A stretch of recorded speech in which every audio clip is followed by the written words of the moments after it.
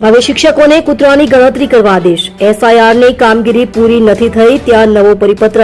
શાળા સંકુલ અને આસપાસના વિસ્તારમાં શ્વાન ગણી સચોટ માહિતી આપો. ગુજરાતમાં એસઆઈઆરની કામગીરીમાંથી શિક્ષકો હજી તો ફ્રી નથી થયા ત્યાં જ પોતાની શાળા અને આસપાસના વિસ્તારમાં રખડતા કૂતરાઓની ગણતરી માટે આદેશ કરાતા વિવાદ થયો છે.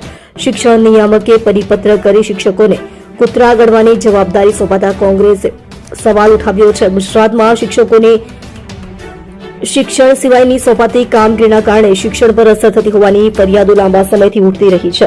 તેની વચ્ચે જ હવે રખડતા કૂતરાની ગણતરીના થયેલા આદેશથી નવો વિવાદ છેડાયો છે. કોંગ્રેસે આ પરિપત્ર રદ કરવાની માંગ કરી છે. શૈક્ષણિક સંસ્થાઓમાં અને આસપાસના વિસ્તારમાં કૂતરાની ગણતરી કરવા આદેશ. નાયબ શિક્ષણ નિયામક દ્વારા કરવામાં આવેલા પરિપત્રમાં જણાવવામાં આવ્યું છે કે સુપ્રીમ કોર્ટના આદેશ અનુસાર રાજ્યની તમામ સંસ્થાઓ જેવી કે હોસ્પિટલ, દવાખાના, શૈક્ષણિક સંસ્થા, બસ સ્ટેશન, રેલવે સ્ટેશનમાં કૂતરાઓની સંખ્યા અંગે સચોટ માહિતી રાખવી અનિવાર્ય છે. ત્યારે રાજ્યની વિવિધ શૈક્ષણિક સંસ્થાઓ અને આસપાસના વિસ્તારમાં રહેતા કૂતરાઓનો સર્વે કરવા આદેશ અપાયો છે.